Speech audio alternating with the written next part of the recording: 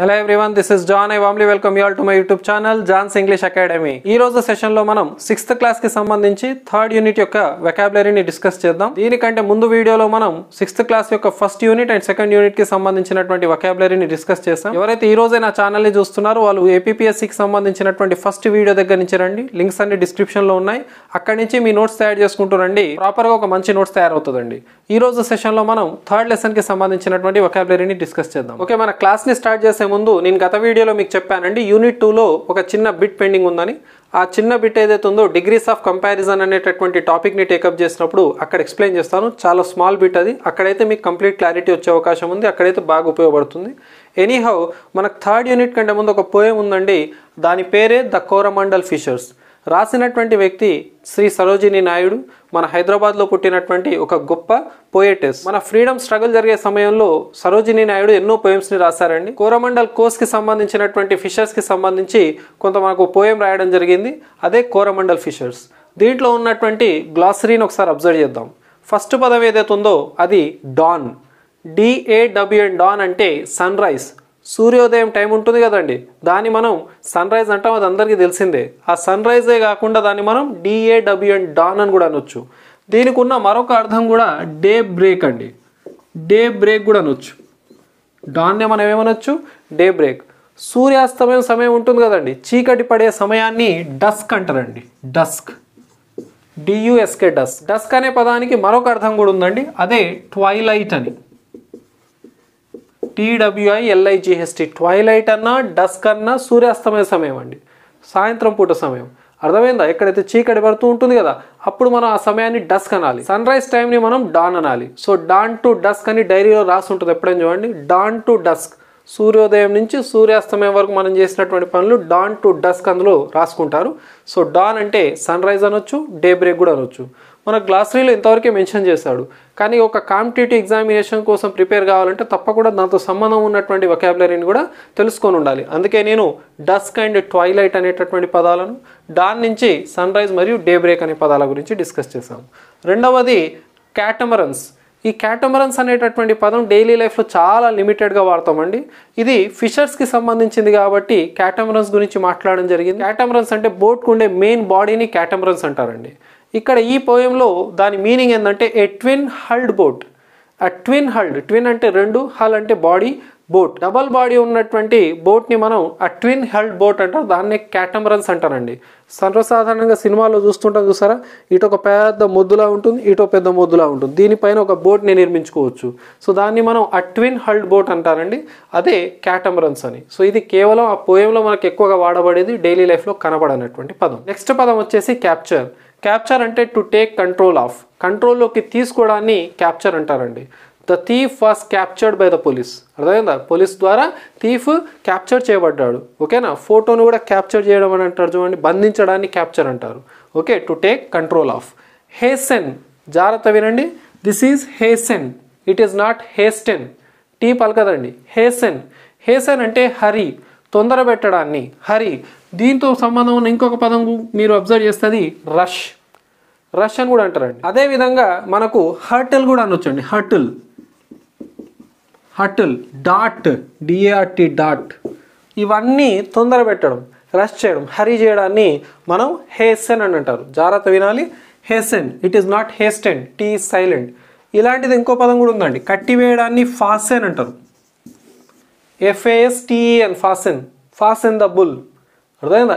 FASTEN, this is fasten, T పలకొద్దు. ఓకేనా? అలాంటిదే హేసెన్, టీ పలకకూడదు. హేసెన్ అంటే హరి, రష్, హర్టిల్, డాట్ అనేటటువంటి మీనింగ్ ఇస్తుందండి. నెక్స్ట్ పదం వచ్చేసి గ్లేడ్. గ్లేడ్ అంటే cleared space in a forest. అడవిలో మనకు ఖాళీ స్థలం ఉంటుంది కదా మధ్యలో, అర్థమైందా? ఆ క్లియర్డ్ స్పేస్నే, లేదా సింపుల్ చెప్పాలంటే open space in a forest. Forest అంటేనే దట్టమైన చెట్లతో ఉంటుందండి. ఆ చెట్ల మధ్యలో ఏదైతే చిన్న చిన్న గ్యాప్స్ కనపడతాయి చూసారా, దాన్ని మనం గ్లేడ్ అని అనాలి. నెక్స్ట్ పదం గ్రోవ్. గ్రోవ్ అంటే దీనికి కొంత ఆపోజిట్ ఉందండి. A small forest. ఓ చిన్న ఫారెస్ట్ని గుబురుగా చెట్లు పెరగడాన్ని మనం గ్రోవ్ అంటారండి. యాక్చువల్గా దగ్గర దగ్గర చెట్లు పెరుగుతాయి కదా, దాన్ని మనం గ్రోవ్ అని అనాలి. దీంతో సంబంధం ఉన్నటువంటి ఇంకొక పదం thicket. Okay, that is not thicket. ఓకేనా, దట్టంగా చెట్లు దగ్గర పెరిగితే దాన్ని థికెట్ అని కూడా అనొచ్చు. ఇలాంటిదే ఇంకొక పదం కూడా ఉందండి థికెట్తో సంబంధం ఉంది. అంటే ఎక్కడైతే మనం గ్రో అన్నామో స్మాల్ ఫారెస్ట్ అంటున్నాం, దాన్నే థికెట్ కూడా అంటున్నాం. థికెటే కాకుండా మనం ఇంకో పదాన్ని కూడా వాడొచ్చు అండి, ఆర్చర్డ్ అని. ఆర్చర్డ్ అంటే కూడా దట్టంగా దగ్గర చెట్లు ఉంటే దాన్ని ఆర్చర్డ్ అని అంటారని గుర్తుపెట్టుకోవాలి. అదేవిధంగా కాప్స్ అనే పదాన్ని కూడా, కాప్స్ అన్న, ఆర్చర్డ్ అన్న, థికెట్ అన్న, గ్రోవ్ అన్న ఒక చిన్న ఫారెస్ట్ దట్టంగా చెట్లు దగ్గర పెరిగితే దాన్ని గ్రోవ్ అని అంటారండి. చూడండి, మన బుక్లో ఇంతవరకే మెన్షన్ చేశాం, కానీ దీంతో సంబంధం ఉన్నటువంటి ఇంకొక 2-3 పదాల గురించి మనం డిస్కస్ చేసాం. నెక్స్ట్ వచ్చేసి గ్లీ. మనకి పదం తెలుసు హ్యాపీనెస్ అని. హ్యాపీనెస్ అంటే తెలుసు, కానీ హ్యాపీనెస్ని మనం గ్లీ అని అంటారండి. GLE, గ్లీ అంటే హ్యాపీనెస్.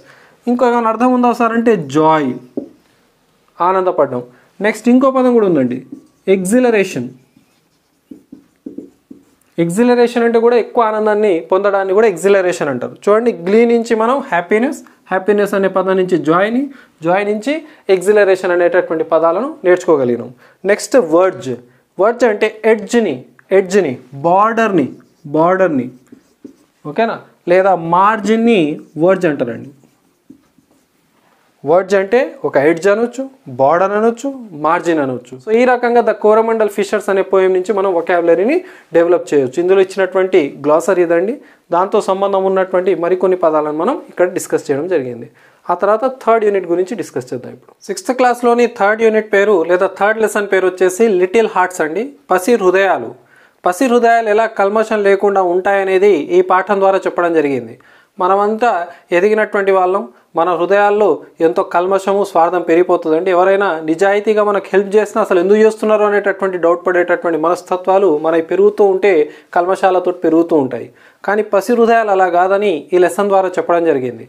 6వ తరగతి చదివేటటువంటి 2 అమ్మాయిలు నీటిలో ఆడుకుంటూ కొత్త బట్టలు వేసుకొని వాళ్ళు వర్షం పడ్డప్పుడు ఆ నీటి గుంతలలో ఆడుకుంటూ ఒక అమ్మాయి యొక్క డ్రెస్ అనేది కొంత ఆ బురద వల్ల చెడిపోతుంది. వాళ్ళు అక్కడ కొంత కోపంతో అమ్మాయి ఉన్నప్పుడు మరొక అమ్మాయి వాళ్ళ అమ్మ వచ్చేసి ఎవరైతే నీళ్లు చల్లారో ఆ అమ్మాయిని కొట్టడం జరుగుతుంది. ఆ అమ్మాయిని ఎవరైతే కొట్టారో ఆ అమ్మాయి యొక్క అమ్మ వచ్చేసి ఈమెతోటి పంచాయతీ పెట్టుకోవడం, ఆ ఆడవాళ్ళ పంచాయతీ నుంచి మగవాళ్ళందరూ ఇన్వాల్వ్ కావడం, అందరూ పంచాయతీ పెట్టుకుంటూ ఉన్నటువంటి సమయంలో 2 అమ్మాయిలు అక్కడ వెళ్ళి తమ మీద పడ్డటువంటి బురదను శుభ్రం చేసుకొని ఆ నీటిని శుభ్రం చేసుకొని అక్కడ వర్షం పడ్డటువంటి ఆ నీళ్ళు ఎక్కడైతే ఆగాయో వాటిని కొంత ప్రవాహంలాగా ఉన్నప్పుడు దాంట్లో కాగితాలు వేసి ఆడుతూ వీళ్ళ మధ్యలోకి వస్తారు. అప్పుడు వాళ్ళందరూ చూసి ఈ పిల్లలు ఇంతకు ముందే కొట్టుకున్నారు, ఇప్పుడు ఎంత హాయిగా ఆడుకుంటున్నారు చూడండి అని ఒకేసారి అక్కడ ఉన్నటువంటి ఒక పెద్ద ఆవిడ వాళ్ళందరికీ చెప్తుంది, మీరే పెద్దవాళ్ళు అనవసరంగా పంచాయతీ పెట్టుకుంటున్నారు, కానీ పిల్లలు చూడండి కొట్టుకున్నారు, మర్చిపోయారు, మళ్ళీ ఆడుకుంటున్నారు, మీరే అనవసరంగా దాన్ని పెద్ద పంచాయతీ చేశారని చెప్పడం జరుగుతుందండి. అంటే ఇక్కడ ఈ కథ ద్వారా మనకు కొంత ఏం తెలవాలి అని అంటే పసి హృదయాలు ఎలా ఉంటాయో తెలవాలి. మరి ఈ కథని మేమేం చేయాలి సార్ అని అంటే కొంత మీకు కాంటెక్స్చువల్గా ఉన్నటువంటి మీనింగ్ని అర్థం చేసుకోవడానికి ఈజీ అవుతుందండి. అయితే ఈ గ్లాసరీ ఏదైతే ఉందో మనకు పాఠంలో ఇచ్చినటువంటి పదాలు, ఆ పదాలు కాంటెక్స్చువల్గా ఎలా వాడబడ్డాయో తెలుసుకోవడం. ఇక్కడ కొన్ని పదాలు రాసాము, కొన్ని పదాలు ఇవ్వబడ్డాయి పుస్తకంలో, వాటి గురించి డిస్కస్ చేద్దాం. ఫస్ట్ది రిల్స్. ఈ పదం చూడండి, చాలామందికి నేను గతంలో కూడా చెప్పాను, 6th క్లాస్ అనగానే 6వ తరగతి ఏముందిలే అని అనిపిస్తుంది. కానీ ఎప్పుడైనా మనం రిల్స్ కానీ, పడుల్ అనే పదం కానీ, ప్లండ్ కానీ, స్ప్లాష్డ్ కానీ ఇలాంటి పదాలను అసలు వాడతామండి. ఇవి చాలా కష్టతరమైనటువంటి పదాలే, కానీ అర్థం చేసుకోగలగాలి. ఏదైనా సరే స్టాండర్డ్ అనేది పుస్తకాల్లో చాలా పెరిగిందండి. ఓకే, ఫస్ట్ది రిల్స్ అంటే స్మాల్ స్ట్రీమ్స్ ఆఫ్ వాటర్. పిల్ల కాలువలు అంటాం కదా, వర్షం పడ్డప్పుడు మన ఊర్లో కానీ మన చుట్టుపక్కల పిల్ల కాలువలు వెళ్తూ ఉంటాయి కదండి, దాన్ని మనం రిల్స్ అని అంటామండి. ఇక్కడే రిల్స్ యొక్క మీనింగ్ ఏమి ఇచ్చాడు, స్మాల్ స్ట్రీమ్స్ ఆఫ్ వాటర్ అని ఇవ్వడం జరిగింది. నెక్స్ట్ పడుల్ అంటే a small amount of water collected on the ground.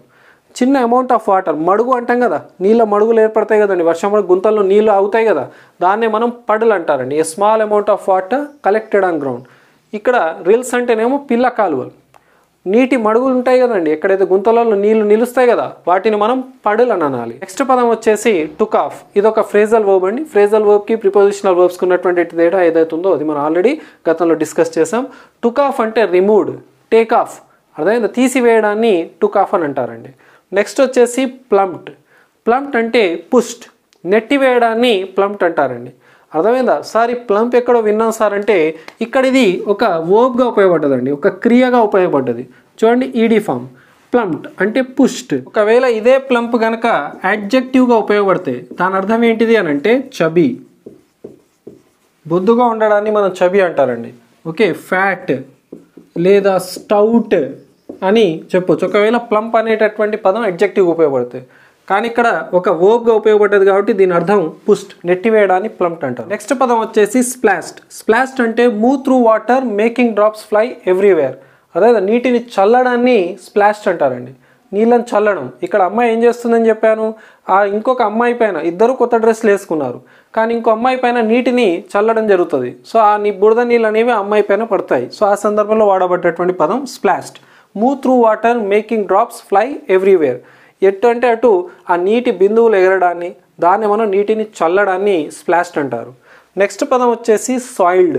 అర్థమైందా? సాయిల్డ్ అంటే సంథింగ్ విచ్ ఇస్ డర్టీ అండి, డర్టీగా ఉన్నదాన్ని సాయిల్డ్ అని అంటారండి. దీనికే మరొక అర్థం ఉందండి, స్టెయిన్డ్ కూడా అనొచ్చు. స్టెయిన్డ్ మరకలతో కూడినటువంటి దాన్ని కూడా మనం సాయిల్డ్ అనొచ్చు. ఓకేనా? సాయిల్డ్ అంటే something which is dirty or you can also say stained. Next పదం వచ్చేసి హౌల్.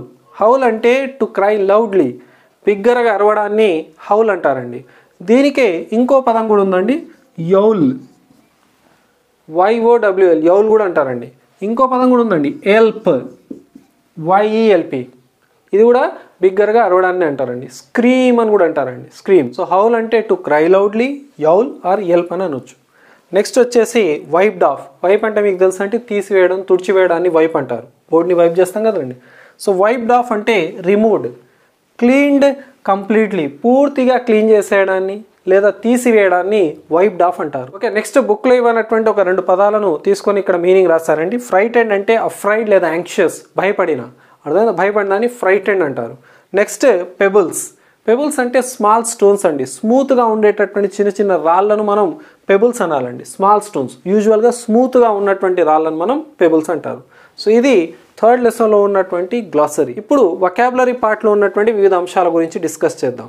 ఇందులో ఉన్నటువంటి మీనింగ్స్, కొన్ని 1-2 హార్డ్ వర్డ్స్ గురించి డిస్కస్ చేసాం, కొంత అడిషనల్ ఇన్ఫర్మేషన్ కూడా తీసుకోవడం జరిగింది. ఇప్పుడు వొకాబులరీ పార్ట్ని డిస్కస్ చేద్దాం. ఇప్పుడు మనం థర్డ్ యూనిట్లో వొకాబులరీలో ఉన్నటువంటి ఒక ఎక్సర్సైజ్ని ట్యాకిల్ చేద్దాం. ఇక్కడ ఏమి ఇచ్చాడో చూద్దామా. Read the following and encircle the word that does not indicate the given context.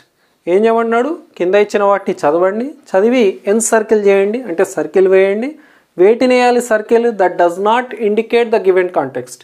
ఇచ్చినటువంటి కాంటెక్స్ట్కి మ్యాచ్ కాని దాన్ని మీరు సర్కిల్ చేయాలి.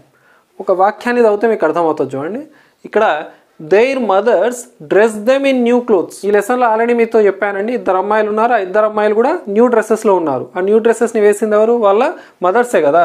So their mothers dress them in new clothes అని ఇచ్చేసి కింద ఒక 3 పదాలను ఇచ్చాడండి. ఏమేమి ఇచ్చాడు? Kind, caring, cruel. మనం ఏం చేయాలి? ఈ ఇచ్చినటువంటి కాంటెక్స్ట్కి మ్యాచ్ కాని పదాన్ని సర్కిల్ చేయాల్సి ఉంటుంది. ఇక్కడ ఇచ్చినటువంటి పదాలను మీరు అబ్జర్వ్ చేస్తే ఇవన్నీ గుణాలను తెలుపుతున్నాయి. ఆ తల్లుల యొక్క గుణాలు, వాళ్ళు కైండా, కేరింగా లేదా క్రూయలా? ఏది కాదు, వాళ్ళలో ఏ గుణం లేదో దాన్ని మనం సర్కిల్ చేయాలి. ఇక్కడ their mothers dress them in new clothes అంటే వాళ్ళు ఖచ్చితంగా దయగల వాళ్ళు, కైండ్, కేర్ చేసేవాళ్ళు ఖచ్చితంగా. ఏం కాదు వాళ్ళు క్రూయల్ కాదు. సో దాన్ని మనం సర్కిల్ చేయాలి. క్రూయల్ కాదు. క్రూయల్ అంటే ఏంటిదండి? క్రూరంగా ప్రవర్తించడం, సావేజ్, ఇన్హ్యూమన్, హ్యూమన్గా ఉండకపోవడం, మానవత్వం చూపించకపోవడానికి కూడా క్రూయల్ అంటాం. కానీ వాళ్ళ తల్లులు అలాంటి వాళ్ళు కాదు కదా. సో మ్యాచ్ కాని దాన్ని ఏం రాయాలి? మనం ఏం చేయాలి? సర్కిల్ చేయాలి. సో క్రూయల్ అనే దాన్ని మనం సర్కిల్ చేయడం జరిగింది. రెండవది, they began to play in the puddle. Puddle అంటే ఆల్రెడీ చెప్పిన నీటి గుంటను మనం పడుల్ అంటారని. అమ్మాయిలు ఏం చేశారు? నీటి గుంటలో ఆడుకోవడం స్టార్ట్ చేశారు. సో వాళ్ళు ఎలాంటి వాళ్ళు? ఆ అమ్మాయిలు ఎలాంటి వాళ్ళు? వాళ్ళు సీరియస్గా ఉన్నారా, ప్లేఫుల్లా, నాటీనా? ఏ గుణం వాళ్ళకు ఇక్కడ అబ్బట్లేదో చూద్దాం. అమ్మాయిలు ఇద్దరు ఆడుకుంటున్నారంటే ఖచ్చితంగా ప్లేఫుల్ అనేది మ్యాచ్ అవుతుంది. నాటి అనేది అల్లరి చేస్తారు కాబట్టి అల్లరితోటే కదా ఆడుకోలేదు నీళ్ళలో. సో 2 మ్యాచ్ అవుతున్నాయి. మ్యాచ్ కాని ఏంటిది? సీరియస్. సో దీన్ని సర్కిల్ చేయాలి. ఎందుకు? వాళ్ళు సీరియస్గా లేరు, అక్కడ ప్లేఫుల్గా ఉన్నారు. ప్లేఫుల్కి ఇంకో మీనింగ్ ఫ్రిస్కీ, FRISKY. ఫ్రిస్కీ అంటే కూడా ప్లేఫుల్. ఎవరికైతే ఆడుకోవడం బాగా ఇష్టమో ప్లేఫుల్ లేదా ఫ్రిస్కీ అనవచ్చు. అల్లరి చేయడం ఎక్కువ ఇష్టమో వాళ్ళను నాటీ అంటాం. ఇక్కడ అమ్మాయిలు అల్లరి చేయడం ఇష్టమే, వాళ్ళు నాటీగా ఉన్నారు, అదేవిధంగా ఆడుకోవడం కూడా ఇష్టమే. కాకపోతే ఏది మ్యాచ్ కావట్లేదు, వాళ్ళ యొక్క యాటిట్యూడ్కి సీరియస్నెస్ అనేది సెట్ కావట్లేదు. సో సీరియస్ అనేటటువంటి పదాన్ని మనం సర్కిల్ చేయడం జరిగింది. నెక్స్ట్ థర్డ్ చూద్దాం. 1 man push the other and a fight had begun. Already మీతో చెప్పాను, చిన్నపిల్లల యొక్క పంచాయతీని పెద్దవాళ్ళు అందరూ ఇన్వాల్వ్ అయిపోయి దాన్ని చాలా పెద్దగా చేయడం జరిగింది. ఒకళ్ళొకళ్ళు నెట్టుకున్నారు, ఫైట్ అనేది అక్కడ స్టార్ట్ అయిపోయింది. So one man pushed the other and fight had begun. So వాళ్ళు ఎలాంటి వాళ్ళు? క్వారల్సమా, షార్ట్ టెంపర్డా, పీస్ఫుల్లా? ఇక్కడ మనం రాయాల్సింది ఏంటిది? వాళ్ళకు మ్యాచ్ కాందాన్ని. ఎందుకు ఇక్కడ ఏమి ఇచ్చాడు? దేన్ని సర్కిల్ చేయమన్నాడు? వాళ్ళ యాటిట్యూడ్కి లేదా ఈ కాంటెక్స్ట్కి మ్యాచ్ కాంది. వాళ్ళు పంచాయతీ పెట్టుకుంటారు అంటే ఖచ్చితంగా క్వారల్సమ్. క్వారల్సమ్ అంటే ఏంటిది? ఎవరైతే ఎక్కువ ఈగర్నెస్ ఫైట్ చేయడం కోసం చూపిస్తారో వాళ్ళను మనం క్వారల్సమ్ అంటాం. నెక్స్ట్ పదం వచ్చేసి షార్ట్ టెంపర్డ్. షార్ట్ టెంపర్డ్ అంటే ఏంటిది? Quick to loose temper. తమ టెంపర్ని చాలా ఈజీగా పోగొట్టుకునేటోళ్ళు. ఇట్స్ ఎ బ్యాడ్ హ్యాబిట్ అండి. ఎప్పుడు షార్ట్ టెంపర్డ్గా ఉండొద్దు, అవతలోళ్ళు ఈజీగా హట్ అయిపోయే అవకాశం ఉంటుంది. So you should not be short tempered. Quick to lose టెంపర్ని షార్ట్ టెంపర్డ్, ముక్కు మీద కోపం అంటారు చూసారా, షార్ట్ టెంపర్డ్. పీస్ఫుల్. మరి వీళ్ళందరూ పంచాయతీ పెట్టుకుంటారు అంటే ఖచ్చితంగా వాళ్ళు క్వారల్సమ్, షార్ట్ టెంపర్డే. ఎందుకంటే చాలా ఉత్తానే కోపం వచ్చేసింది వాళ్ళకు. వాళ్ళు ఏం కాదు, పీస్ఫుల్ కాదు. సో దీన్ని మనం సర్కిల్ చేయాలి. దేన్ని సర్కిల్ చేయమన్నాడో చాలా ఇంపార్టెంట్ అండి. ఏది క్వాలిటీ మ్యాచ్ కావట్లేదో, ఏది కాంటెక్స్ట్కి మ్యాచ్ కావట్లేదో దాన్ని మాత్రమే మనం సర్కిల్ చేయాల్సి ఉంటుంది. సో ఫస్ట్ దానికి క్రూయల్, సెకండ్ దానికి సీరియస్, మూడో దాన్ని పీస్ఫుల్గా మనం సర్కిల్ చేయడం జరిగింది. ఇంకొక 3 ఉన్నాయి, వాటిని చూద్దాం. ఫోర్త్ చూద్దాం. The old woman tried to stop the quarrel. Quarrel spelling important. ఇక్కడ చూడండి, QUARREL. చాలా మంది డబల్ L రాస్తూ ఉంటారు, కాదంటే ఒకటే L ఉంటుంది, 2 Rలు ఉంటాయని గమనించాలి. ఎప్పుడు ఇంగ్లీష్లో Q రాసిన వెంటనే U రాయాలి, Q రాసిన వెంటనే U ఉంటుంది. ఇక్కడ క్వారల్లో R ఉందండి. సరే, the old woman tried to stop the quarrel. Already చెప్పాను, అక్కడ అందరూ పంచాయతీ పెట్టుకుంటే ఒక ముసలావిడ వచ్చి అందరిని ఆపుతూ ఉంటుందని. అయితే ఈ కాంటెక్స్ట్కి సంబంధం లేనటువంటి పదాన్ని మనం ఎన్సర్కిల్ చేయాలి. ఇప్పుడు ఏం చేసింది? ఆమె అందరినీ ఆపడానికి ట్రై చేస్తుంది. మరి ఆపడానికి ట్రై చేస్తున్నాడు, ఆమె ఏమైనా బెదిరిస్తుందా, లేదా ఆమె చాలా దయగలదా, జెంటిలా, పీస్ లవింగ్ అంటే శాంతిని కోరుకునేటటువంటిదా? చూడండి, ఖచ్చితంగా ఓల్డ్ ఉమన్ అనేది మంచి ఆమెని, దయగల ఆమె కాబట్టి జెంటిల్ అనొచ్చు. ఎలాంటి పంచాయతీలు జరగొద్దని కోరుకుంటుంది కాబట్టి పీస్ లవింగ్ అనొచ్చు. మరి ఏం మ్యాచ్ కావట్లేదు? థ్రెటనింగ్ అనేటటువంటిది, ఓకేనా, భయపెట్టియడం అనేటటువంటి పదం అక్కడ సెట్ కావట్లేదు. సో దాన్ని మనం సర్కిల్ చేయడం జరిగింది. నెక్స్ట్ వచ్చేసి the 2 girls ran along the rill laughing and jumping in joy. నేను ఆల్రెడీ మీకు స్టోరీకి ఓవర్వ్యూ ఇస్తూ ఏం చెప్పానంటే, చివరికి ఆ 2 అమ్మాయిలు చిన్న పిల్ల కాలువ చేసుకొని ఆడుకుంటూ ఉంటారు. వాళ్ళు ఆడుకుంటూ ఉంటే వీళ్ళేమో పంచాయతీ పెట్టుకుంటూ ఉంటారని. సో ఆ అమ్మాయిలు ఇద్దరు ఆ రిల్ వెంట, ఆ రిల్ అంటే ఏంది, పిల్ల కాలువని రిల్ అంటాం కదండి, ఆ రిల్ వెంట పరిగెత్తుకుంటూ ఆడుతూ ఎంజాయ్ చేస్తూ ఉంటారు. సో వాళ్ళు ఎలాంటి వాళ్ళు? ఫ్రెండ్లీ, సెల్ఫిష్, గుడ్ నేచర్డ్ అనే 3 పదాలు ఇచ్చాడు. ఏది మ్యాచ్ కావట్లేదో దాన్ని సర్కిల్ చేయాలి. ఆ 2 అమ్మాయిలు అప్పటికప్పుడు కొట్టుకున్నారు, కానీ మళ్ళీ ఆడుకుంటున్నారు అంటే వాళ్ళు ఫ్రెండ్లీనే. గుడ్ నేచర్డ్, వాళ్ళ నేచర్ మంచిది, వాళ్ళ యొక్క స్వభావం మంచిది, అందుకే కదా ఇద్దరు మళ్ళీ కలిసి ఆడుకుంటున్నారు. వాళ్ళు ఎలాంటి వాళ్ళు కాదు, సెల్ఫిష్ కాదు. వాళ్ళు అర్థమైందా? సెల్ఫిష్ కాదు. ఎలా? స్వార్థపరులు కాదు. అందుకే దీన్ని మనం ఎన్సర్కిల్ చేసాం, సర్కిల్ చేయడం జరిగింది. సెల్ఫిష్కి ఆపోజిట్ వర్డ్ సెల్ఫ్లెస్. సెల్ఫిష్కి ఆపోజిట్ వర్డ్ నిస్వార్థపరుని సెల్ఫ్లెస్ అంటారండి. సెల్ఫిష్ ఏమో స్వార్థపరులు. ఓకే, ఇలాంటిదే ఇంకో పదం కూడా ఉందండి, ఆల్ట్రిస్టిక్ అని. ఆల్ట్రిస్టిక్ అంటే కూడా ఎలాంటి స్వార్థం లేనటువంటి వ్యక్తిని ఆల్ట్రిస్టిక్ అని అంటారండి. ఇంకో పదం కూడా రాయొచ్చండి దీనికి ఆపోజిట్గా, అన్సెల్ఫిష్. ఇన్ని ఆపోజిట్ వర్డ్స్ని రాయొచ్చు. సెల్ఫిష్కి ఆపోజిట్ సెల్ఫ్లెస్, ఆల్ట్రిస్టిక్ మరియు అన్సెల్ఫిష్ అని రాయొచ్చు. సరే, సందర్భం వచ్చిందని ఆ 3 పదాలు చెప్పాను. సరే, next the men looked at the girls and felt ashamed. అక్కడ ఉన్నటువంటి వ్యక్తులందరూ ఆ 2 అమ్మాయిలు ఆడుకుంటుంటే చూసి చాలా షేమ్ఫుల్గా ఫీల్ అయ్యారట. ఎందుకు? అరే అనవసరంగా మేము కొట్టుకుంటున్నాం, వాళ్ళేమో పిల్లలు చూడండి మర్చిపోయారు ఆడుకుంటున్నారని. సో వాళ్ళు వాళ్ళు ఎలాంటి ఫీలింగ్ని అనుభవిస్తున్నారు ఇప్పుడు? షేమ్ఫుల్గా, గిల్టీగా, ఇన్నోసెంట్గా. ఖచ్చితంగా చూడండి, they are feeling shameful, they are feeling guilty అన్నా ఫీలింగ్ అషేమ్డ్ అన్నా సేమే. ఇన్నోసెంట్ అంటే అమాయకులు కాదు కదా. సో దాన్ని మనం ఎన్సర్కిల్ చేయాలి. సో ఈ రకంగా ఇచ్చినటువంటి ఏదైతే పదాలు ఉన్నాయో ఇచ్చిన కాంటెక్స్ట్కి సరిపోకుంటే ఆ పదాన్ని మనం సర్కిల్ చేయాల్సి ఉంటుంది. ఇవన్నీ అడ్జెక్టివ్స్ అండి, ఇవన్నీ గుణాలను తెలుపుతున్నాయి. అందుకే పార్ట్స్ ఆఫ్ స్పీచ్ ప్రకారం ఈ బ్రాకెట్లలో ఇచ్చినటువంటి పదాలన్నీ కూడాను అడ్జెక్టివ్స్ అవుతాయి. ఆల్రెడీ మనం ఇంతకుముందు యూనిట్స్లో మనం అడ్జెక్టివ్స్ గురించి మాట్లాడినాం. అందుకే చూడండి, కొంత ఫాలో అప్ కోసం ఇలాంటి కొన్ని పదాలను కూడా ఇవ్వడం జరిగింది. సో దట్ ఏంటంటే కొంత విద్యార్థులకు కూడా అక్కడి నుంచి నేను నేర్చుకున్నటువంటి అడ్జెక్టివ్స్ ఇక్కడ కూడా ఉపయోగపడుతున్నాయి. ఇవన్నీ గుణాలను తెలుపుతున్నాయి. ఏ గుణం మ్యాచ్ కావట్లేదు దాన్ని మనం సర్కిల్ చేయడం జరిగింది. దీని తర్వాత కూడా ఒక చిన్న ఎక్సర్సైజ్ ఇచ్చాడు, దాన్ని చూద్దాం. యూనిట్ 3లో మనకు వొకాబులరీ సెక్షన్లో ఉన్నటువంటి చివరి బిట్ని డిస్కస్ చేద్దాం.